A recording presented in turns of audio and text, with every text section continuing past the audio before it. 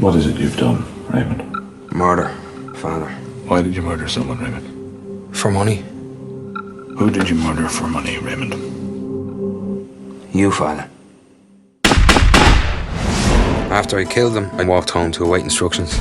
Get to Bruges. Bruges? Where's that? It's in Belgium. For 2 weeks? In Bruges? In a room like this? With you? No way. Been to the top of the tower? Guidebook says it's a must-see. Well, you ain't going up there. Why? It's all windy stairs. I'm not being funny. What exactly are you trying to say? They're a bunch of elephants. Mr. Blakely? Yes. You have a message. Number one, why aren't you in when I told you to be in? You better be in when I call again, or there'll be now to pay up. I'm telling you. He swears a lot, doesn't he? Let's go out. Go out where? The pub.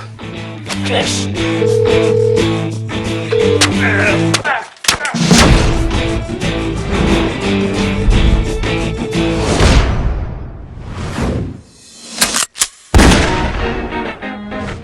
Harry, I've got an idea. I'm gonna go back to my room, jump into the canal, see if I can escape. If you go outside and round the corner, you can shoot at me from there and try and get me. I'll go outside, then which way, right or left? You go right, don't you? Okay, on the count of 1, 2, 3, go. Who says it? Oh, you say it. You guys are crazy. 1, 2, 3, go!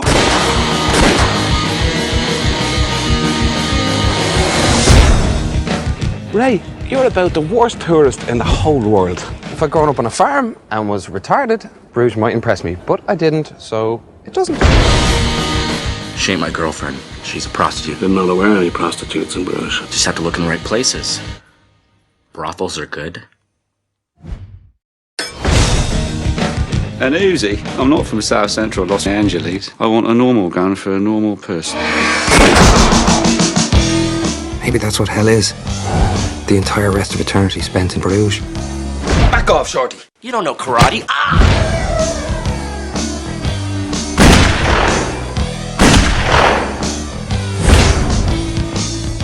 In the 90s, after the movie Pulp Fiction came out, a big hit movie, one that put Tarantino on the map, Totally. got people, became like a lot of 90s teenagers' favorite movie of all time. But I noticed after that came out, there was this deluge in the 90s of like hitman or black comedy crime movies and shit like that. Like there was so many, and so many of them were so mediocre that like, if anything, after a point, if anything on a DVD cover or video cover had people like holding guns or whatever, I was like, no. Don't you feel like the epitome of that, which people also became obsessed with in a way that I didn't understand, was Boondock Saints? Yes, that's the biggest offender. I do like Tarantino as a director, but I have to admit that he's the reason that movie exists. He wrought a lot of good and inspired a lot of bad. Absolutely. He really is one of those guys that is a good filmmaker, but people who are trying to be like him are churning out, like, made some real, like, stinky doo-doo shit. I mean, we were teenagers in the 90s when this movie came out. I was not allowed to see the Pulp Fiction. I watched that with my stepdad, and we rented it. I talked him into renting it. Yeah. So we're sitting there watching Pulp Fiction. It's the first time I'd seen it. Yeah. And now imagine all the things that's in Pulp Fiction. Yeah. And you're like an 11-year-old watching that with your stepfather. Like the Zed scene and stuff like that, right? And after that movie was over, he was like, what was that? I don't know what I just watched. But like, I of course loved it because it was dark and fucked up. But I actually think Tarantino's last 4 movies are actually better than anything he's done in his early days anyway. But it was actually 94. So I'm about 13, something like that. I used to work at like a used media store, so I probably have seen this movie that we're discussing for our theme, The Asshole on Film. Movies featuring complete fucking assholes, real life, perhaps real life and in fiction in the story. Mostly in the story. But our mascot for assholes on film is John Wayne. So that's like a real life, that's a real life asshole. And we'll catch a cinematic asshole John Wayne this month as well. Yeah. But Martin McDonagh movies look like those movies if you're looking at them from the cover. This movie that we're discussing, In Bruges, from 2008, and he did one called Seven Psychopaths. It was like his second one. that looks exactly like the kind of movies that I, at one point, I'm sure I saw that. tried to avoid. It came out in like 2012, I think. Oh, maybe not then. But you watch it, and his movies, they almost feel more like... all those movies tried to feel like that dark crime freshness that Tarantino used to have. And I think Martin McDonagh movies since then have maybe, or at least the one we watched, felt the freshest. And this one is not bad at all. It's good. Now, he also did 3 Billboards Outside Ebbing, Minnesota, which apparently is... we haven't seen it, but it has mixed reviews. Yeah. And Banshees of Inisherin, which I love that movie. And this isn't better than that. I will say that movie is a little polarizing as well. I've talked to a couple people who were like, I just didn't get it. I just didn't like it. I loved it. Not everyone's like smart, you know. Not everyone has taste, right? I felt like that was so... Banshees of Inisherin is so much more refined than the one we watched. But definitely. But the one we watched was a lot of fun, but it's just dark comedy, and it stars the stars of Banshees of Inisherin, Colin Farrell and Brendan Gleeson, along with Ralph Fiennes and Clemence Posey. And it's written and directed by Martin McDonagh. This is his debut film. Insane for a debut film. A good debut. You got these two guys. What are they? Jay and Ken. Ken is Brendan Gleeson. And what is it his name? Is Colin Farrell's name Jay? Ray. His name is Ray. So Ray and Ken are in Bruges, Belgium. Ken is kind of really into the sights and stuff, but Ray is complete like curmudgeon. He's fucking shitting all over it. He doesn't know. It's like supposed to be the most well-preserved medieval town in Belgium. And I say, you know, watching this movie, I was like, I want to go to Bruges. I do too. It looks really nice. And they were there during Christmas time. Yeah. If we ever, I want to go. I would love to go to Europe. Some old-ass European town during Christmas time. That'd be great. At some point, he was like, old buildings and chocolate. And I was like, that sounds amazing. And you get immediately that there's something up with them. They're not on the straight and narrow types. Well, and you find out pretty early. I love the way you're given information in this movie, because the first thing all you know is that they have been on a job and they were sent here. And they're sent here and they got to sit and wait for their boss to give them a call. So you know that they're hitmen. Yeah. You know that they've gone to Bruges, which is like, it seems really weird to both of them. And Ken's even like, it must be a job, because why the fuck else would they send us all the way here? Yeah. But they have no idea they don't know why why they're there. They got sent there. Exactly. And that's why Ray is so fidgety. And Ray is completely miserable and like shitting on everything. Some American tourists come up to him and ask about like a cathedral or something where you can climb the stairs that comes into play in the movie, and he's like, no, you don't want to go up there because they're very large Americans. The bell tower, He's like, look, you're elephants. Like, he straight up just insults people directly to their face. Like, he has no filter whatsoever. So when all this setting up in his overall attitude, you kind of get this perspective, like, you know, he's a hitman at this point, and you just kind of assume that he's just this guy who's been doing this a long time, completely miserable. They make all kinds of weird racial humor, and and a lot of the word retard gets thrown around quite a bit. And like, he says, no, I'm not a retarded farmer, so why would I want to be in Bruges? And he just can't stand the city, while Brendan Gleeson's character, once he goes into the museums, and he's like genuinely interested in all the architecture, and he wants Ray to be into it too, because he's excited. It's like, going on any vacation with a friend who, like, you picked the place and you're kind of dragging them around. Yeah, that's how it felt. He was like, let's go sightseeing, and Ray was like, this is stupid. Like, even at the beginning, they're riding in a canal. It's gorgeous. Yeah, and Ray's like, this is dumb. So, as far as assholes on film goes, I guess Ken's not... I mean, Ken's not an asshole. I mean, he's killed more people probably in this movie than anyone. No, he absolutely has. Maybe not more than Ray Fiennes. Harry is an asshole. We know that. Harry's the biggest asshole of them all.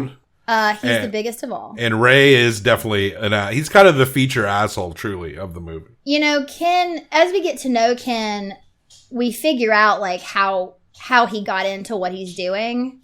And he is the one... He's, like, the only one that I would say, like, has a heart in this movie. Yeah. Because he genuinely cares about Ray. He wants what's best for everybody. He even genuinely loves Harry, and Harry is a dick. He does have like a weird honor system. Mm-hmm. But we get a flashback of Ray in a confession booth talking to a priest. He confesses that he's killed someone, and the priest is like, "Well, who did you kill?" Then he says the priest's name, and then he shoots at the priest as he's trying to get away. The priest goes in the doorway, and he just blasts him, unloads on the priest. And then the camera pans to like an altar boy, and one of the bullets went through the priest and clipped the boy right in the head. It wasn't even an altar boy. It was a little boy waiting to give confession. Right. Because one of the things that was, it's heartbreaking. But then he has this paper in his hand, and Ray picks up the paper, and it's his sins that he's written down. And it's like being sad, being in a bad mood, being bad at maths. Yeah. You know, like it's like, yeah. like fucking breaks your heart 10 times over. The priest, whatever, you can come up with a justification as to why they probably had the hit out on him. Yeah. But the boy, and then you see Brendan Gleeson grab Ray, Colin Farrell, and drag him out. From that point on, we're seeing Ray kind of manifest his guilt more and more and more, and he meets this girl on a set, and there's like a little person dude who he insists on calling a midget. Yeah, constantly. A lot of midgets tend to kill themselves. A disproportionate amount. Herv Villa Chase off of Fantasy Island. I think somebody off the Time Bandits. I suppose they must get really sad about like being really little in that. People looking at them and laughing at them, calling them names. You know, short arse. There's another famous midget. I'm missing what I can't remember.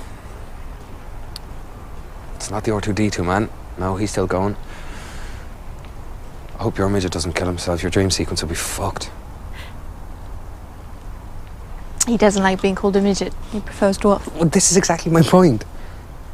People go around calling you a midget when you want to be called a dwarf. The word is thrown around like 50 times. But this person is a dwarf. That's what, the character wants to be called. Prefers to be called as a dwarf. And he's a ketamine drug addict. He is. And he likes hookers. Ray thinks he's hitting on this woman who works on this movie set, but no, she's a local girl who sells drugs to people who make movies. Yeah. So it's actually hilarious. And so he ends up going back to her place at one point, and they decide to go out, and he goes back to her place, and they're getting it on. And they're joking like, she's like, "Oh, I'm a drug dealer I sell drugs. I'm a heroin and cocaine dealer." And then he's like, "Oh, well, I'm a hitman. I kill priests and children." Yeah, that's when at the dinner. Yeah, and they're joking around. Oh, and then she goes to the bathroom. And they beat up some Canadians. Yeah, well, because this Canadian guy, he thinks it's an American guy. Yeah. It's a Canadian guy who's complaining about her smoking and blowing her smoke in his face, and he starts laying into this guy about Vietnam. Yeah, and the guy's like, "What the fuck are you talking about?" And then he's like, punches him, and he goes, "This is for John Lennon." Yeah. I like the idea of blaming the entire country of the United States for the death of John Lennon. Too. I'll go ahead and take responsibility as a statesman. Oh, good. Sorry, my bad. I was born a month after he was murdered. We don't find. Wow. Isn't that a great information? Totally. We don't find out until much, much later that that's a Canadian man. And that comes back around kind of at the end. But he ends up like decking the guy, and then the guy's wife swings a bottle at him, and then he punches her in the face. Listen, it is okay for a man to hit a woman if the woman hits the man first. Yeah, you have to defend yourself. It's never okay to just straight up attack anyone. Never. Though if someone was like straight up trashing you, in front of me, I mean, listen, maybe I would probably swing on him, punch her in the face, maybe push her. Well, if someone's already being shitty to me, you're defending me. He said you could kill someone with that bottle. That's true. Oh, they did talk about that. Like a bottle is a lethal weapon, and so if you shoot someone who holds a bottle, like it's self-defense. I think it is a general rule that if you put violence out there, man or woman, if you don't have the instinctive understanding of it coming back to you, then you deserve to get knocked the fuck out. Absolutely. Like truly. Yeah. This is animals know this. Why wouldn't anyone else? I mean, right? A narcissist. That's true. Sociopath. Yeah. So they end up hooking up, and then this guy shows up with a gun, and the girl seems like annoyed that the guy's there. Yeah. Because he's like, that's my girl, and she's like, that's not my boyfriend. He stands up and he's like, this is stupid. I didn't know she was dating anyone. I don't give a fuck. Like, he was like, don't shoot a gun at me. And she confesses to Ray that, we robbed tourists, but I'm not trying to rob you. She's like, I told him not to come tonight because I actually wanted to be with you. There's blanks in the gun. So Ray takes the gun away from the guy, and he puts the gun up to his face, and it's a blanks, but it still discharges something, and it's still going to be fucked up if you're like absolutely discharging. And so he pops it right in his eye, blinds him in one eye. She ends up taking that guy to a hospital, and he finds her drugs and steals them. Well, because she's straight up like, stay, wait for me. I don't know how long I'll be, but I really want to see you. Like, I really wanted to be with you. And he just takes the drugs and goes. While he's been on this date, Ken got the phone call. And so Ken finally gets this phone call, and they've been waiting to know what they're supposed to be doing. And it's kind of this meandering conversation where Harry's just like, how you like it? How does Ray like Bruges? Well, I'm having a really nice time. I'm not sure if it's really his cup of tea. What? You know, I'm not sure if it's really his thing. What do you mean it's not really his thing? What's that supposed to mean? It's not really his thing. What the fuck is that supposed to mean? Nothing, Harry. It's a fairy tale fucking town, isn't it? How can a fairy tale town not be somebody's fucking thing? How can all those canals and bridges and cobble streets and those churches and all that beautiful fucking fairy tale stuff, how can that not be somebody's fucking thing, eh? And the reason that they are there is because Harry wants Ray to have a beautiful time in an old European city that he loved when he went to as a kid. Mm-hmm. So he thought he'd send them there since he loved it so much. It was like the nicest place. He said it was like a fairy tale to him when he was a kid. It was like the best place he could think to send someone to have a nice final memory. Yes, and so Ken's supposed to get this gun from this guy named Yuri, and he's supposed to use that gun to kill Ray. Because Ray killed that kid, accidental or not. You killed a kid. And we find out also that Harry has a rule, which we find out during this call, that, if Harry killed a kid, he would have just shot himself immediately. He's like, there's no excuse. Mm. You kill who you kill, fine. You do not kill a child. He's like, if I ever killed a child, I would immediately kill myself. So Ken goes and gets this gun, and the guy he gets the gun from ends up being the father of the guy that... Or a friend or something. I think it was his kid. Oh, I didn't realize it was I think it was. It happened to be the father of the kid who got his eye shot out by Ray. And so it seems like Ray kind of knows what's up. You think? You think he does, because so Ken gets back, and when Ken was leaving, Ray was laying in the bed crying. He gets back, and he realizes that Ray is gone. And the woman who owns the inn is like, he gave me $200 and he was acting really weird. Right. And he said he was going to the park. And he left a note too. And he left a note. Well, he reads the note. Well, he saw the note when he got back. He saw the note when he got back, but so Ken goes to the park to find him, and he's sitting like watching children playing. And he's got his gun, and they're in a quiet spot, and he pulls his gun out. He's given a silencer. And he goes up and he points the gun at the back of his head while he's sitting on the park bench. But then Ray points his own gun at his head. He found real bullets at that girl's house, and he stole the gun and put real bullets in it. Ken sees that Ray's going to kill himself, and even though he's about to shoot him, he stops him. And he was like, I wasn't going to kill you. And Ray was like, you were going to kill me. So why didn't you let me kill myself? And he's like, no, I don't want you to kill yourself. And I don't want to kill you either. It's a very funny scene. So good. Where you see Ken pointing the gun, and then Ray brings the gun up to his head. It's like perfect timing. It's kind of that image just encapsulate this whole movie. It truly. Really does. And then just that quick moment of Ken like trying to hide his gun. He like very badly is like, hello, what are you doing? Don't do that. It's actually so sweet, because then he's like, can we go talk about this? And they go and sit on some like jungle gym thing, and they're talking about it, and Ken's like, I didn't want to kill you, and I don't want you to kill yourself. And this is when we find out that it was Ray's very first hit. Yeah. Because it seems like they've known each other for a long time. Ken brought him into this business. They know each other. They seem like they've been together. You assume they've both been doing this for decades. And this is a big revelation because Ray is such an insufferable asshole. You assume he's probably got 40 bodies on him. Which is why Ken probably thought he was perfect for this. And in that moment, like, it seemed like, well, Ken has definitely probably caught all these bodies. And Ray is he just fucked up his first job. And, you know, Harry's whole thing is he should have killed himself. And also, if you don't kill him, you have to die because Ken brought Ray in. Oh, and wasn't it like one of the nights before they went and did cocaine with the dwarf and like some that was the night before, some sex workers, and the dwarf oh my all god coked out of his mind starts talking about race wars, like someday there's going to be a race war. It's like it sounded like Charles Manson. And yeah, he's like a little Charles Manson. Yeah. And Ken's like, well, my wife, who I lost a long time ago, was a black woman. What side would I be on in the race war? And she was killed by a white man. Yeah, killed by a white man. And the dwarf is like, well, you just got to go with how you feel, man. Or like something like that. It was just completely coked up to his eyeballs. Yeah. And then they were like, we got to get out of here, racist dwarves. And and there was one point, and then So hang on. Would all of the white midgets in the world be fighting against all the black midgets in the world? Yeah.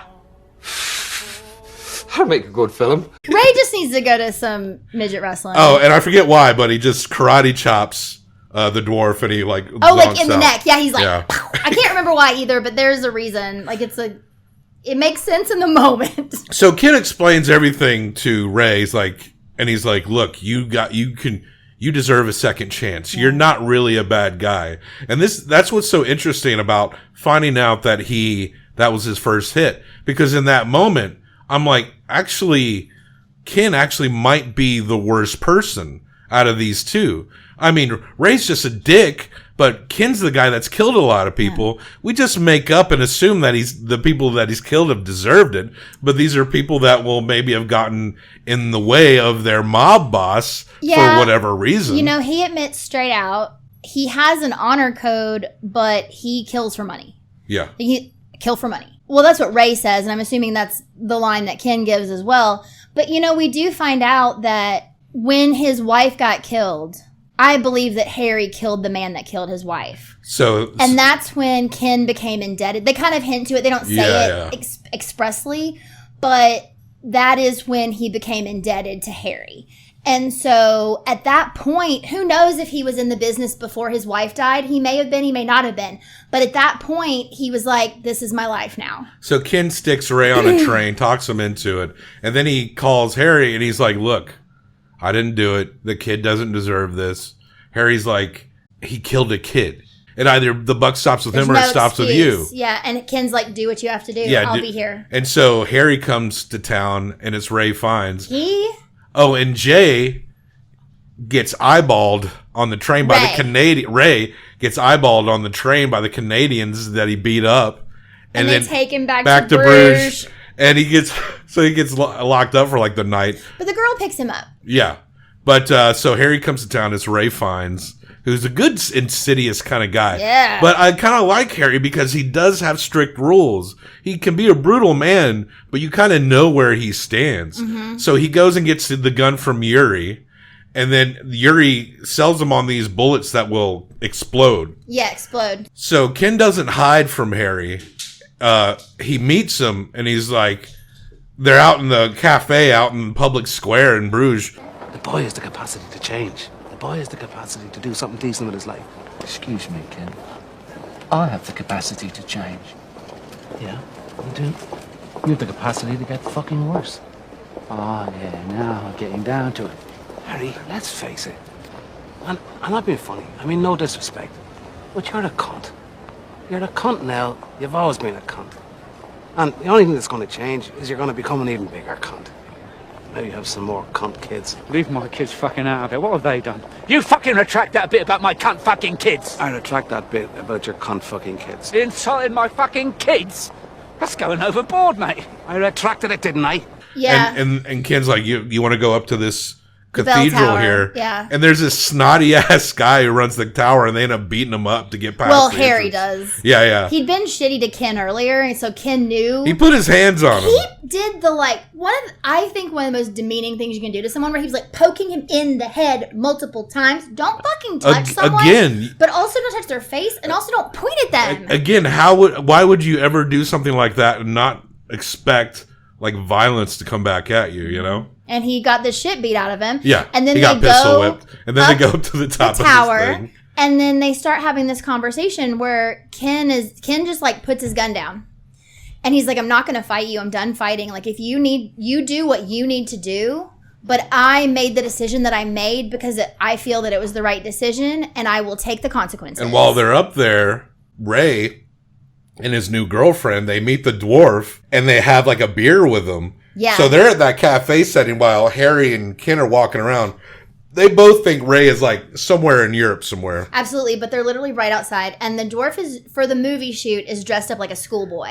Yeah. Because they're doing some like crazy dream sequence. They're asking him about the racehorse stuff, and he's like, look, man, I was coked out. That was Yeah. cocaine me. That's not the real me. That's not the real me. And then he invites them to go to the set. And listen, if they'd gone to the set, this whole thing would have gone down That's differently. true. But they were like, no, we just want to have a night to ourselves because they think, oh, we're finally together. Ray, he's been trashing Bruges, but like I think at this point he kind of likes it, you know what I'm saying? he's down to be there with her at least. So the dude who got blasted in the eye, he knows that Harry and Ken are in this tower, and Harry and Ken talk it out. He sees them go in, yeah. And they start to walk down, and the kid yells up. Well, it's important to note that Harry decides not to kill Ken, but he shoots him in the leg. He's like, I can't kill you now because Ken's like, I love you. I've always been here for you, like, and I will be forever. And like, I respect you and your honor code. Like, do what you need to do. And Harry was like, well, you just said all this shit, and I can't kill you now. And then he shoots him in the leg, and he's like, I had to do something. But he's got to help him down this long spiral He's bleeding. But the kid yells up that Ray is out in the cafe just outside. And Harry snaps. He pulls the gun, and they have to tussle for it.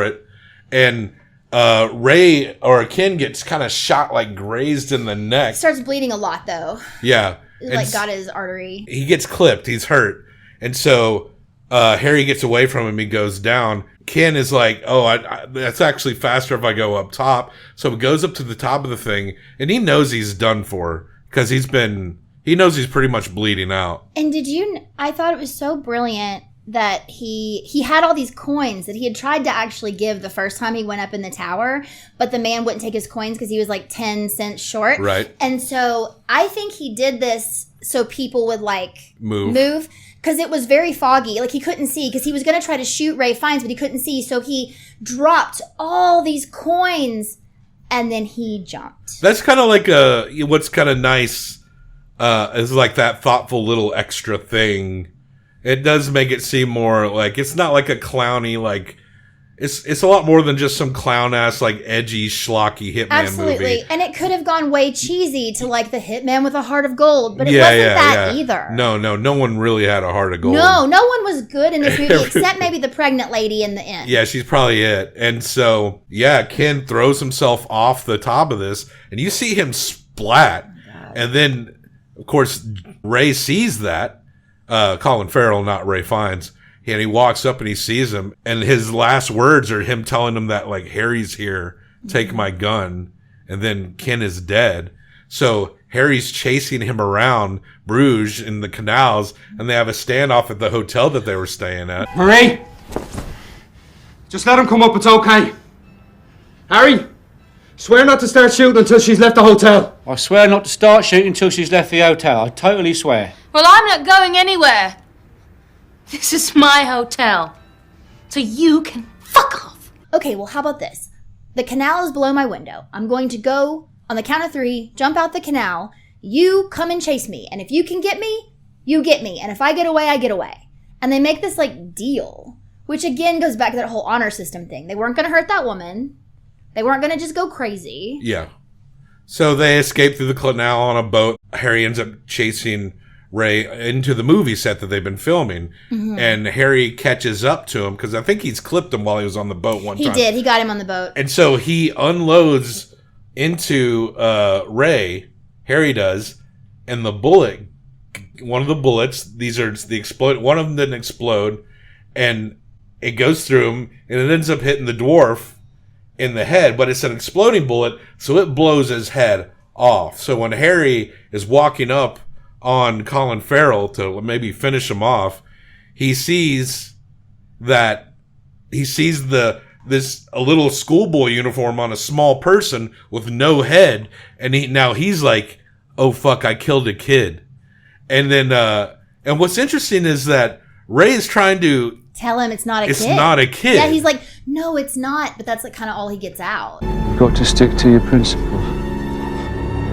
And he puts the gun in his mouth and shoots himself in the head. And then you see Ray getting thrown into an ambulance, and you can tell that he's not saying it, but he's like, oh, I don't want to die. I don't want to die. But in my brain, I'm finishing the sentence, in Bruges. I don't want to die in Bruges. Yeah. And so the movie ends, and we're not sure if he lived or died. I actually kind of want to think that he lived. Yeah. But I want to think he lived, but too. But he said, I didn't want to die. I didn't want to die. Something like that.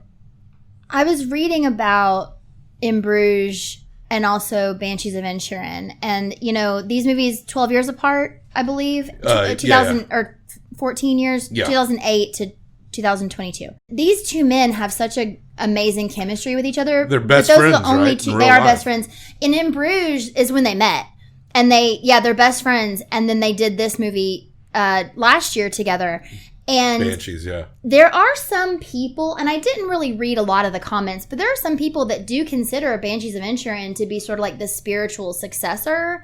I mean, it makes sense because it's the same two men. Like it's their ancestors? Or, well, because the whole thing, like Banshees of Inisherin is in a place that doesn't actually exist. That's true. The island is made up. It's a made-up island, Because and the situation is so because there's a bizarre. civil war in the mainland. But yeah, some people, and I didn't sort of read their justifications. I do sort of think it's people trying to shoehorn in something because they love these two men together and have wanted them to do something together since. But Look, they're I both mean, excellent movies, and any movie they're in, either one of them, I will watch it right now. So yeah, I've really enjoyed Colin Farrell over the last decade, and, and his film choices. And what stuff turned like that. us was The Lobster. Yeah, The Lobster. He was not on our radar, really. I knew he was a dude, but I didn't pay attention. He's really had a very broad career. Like for a while, it seemed like he was in some movies that was like, yeah, I'm not watching that RoboCop remake. No, thank you. But then he's doing shit like The Lobster, yeah, and then shit like this or Banshees, and those are great movies. Mm-hmm. And this movie's very entertaining as well. I will say that I like Banshees of Inisherin a lot better for my taste, but it seems like sadness and violence are very common in all of Martin McDonagh's movies. And Banshees felt like so much more refined. But this is kind of one of the more, you kind of revel in how kind of crude the movie is as well. You kind of like, it just rides that inappropriate line, but like, it's very irreverent, but it's like, yeah, these guys are royal cunts. It doesn't ride an inappropriate line. It is straight up inappropriate. They make fun of every type of person you can make fun of. Obviously, it just goes into the part of the fact that they're total dicks. Like, they are just the worst people. Purely. They're just the worst people. So it fits right into our month, The Asshole, on film. Yeah. I'm excited for this month. And we're going to get some good-ass movies, too. And it's hard to narrow. Like, you can really go through a lot of movies of assholes. There's a lot of assholes on film. There's a movie called The Asshole, which is all about anal sex or something. It's supposed to be really bad. I almost fit it in, but it's okay. So we're going to rate this. You almost fit it in? Yeah, I almost stuck it in, dude. You're going to give this 1 through 5. I'm going to give this 1 through 5. Combined for best out of 10. I'm going to go 4.25. I think this is a solid 4. Okay. So I'll put it just under Beau is Afraid. It's pretty much like a tie in my mind. I agree, it's a tie. But you know what? We're elder millennials. We got to put everything in a list. So fuck. Look at there in Bruges. Just right above Mark of Zorro. In between Mark of Zorro and Beau is Afraid. Good A's. Good A's there. We got a lot of A tier on that list. It's pretty big. You know, I guess we see a lot of movies. Still only one F tier so far. What was it again? It was Thor? Love and Thunder on the Movie Roulette 6-pack review episode. Right. Go check that out for our first and only F tier. I guess, you know, we're very positive about movies a lot of time. I mean, I should come up with a month that is like, these are allegedly the shittiest movies We have ever. a handful of D's. Yeah, we do. But yeah, so there you go. A handful of D's.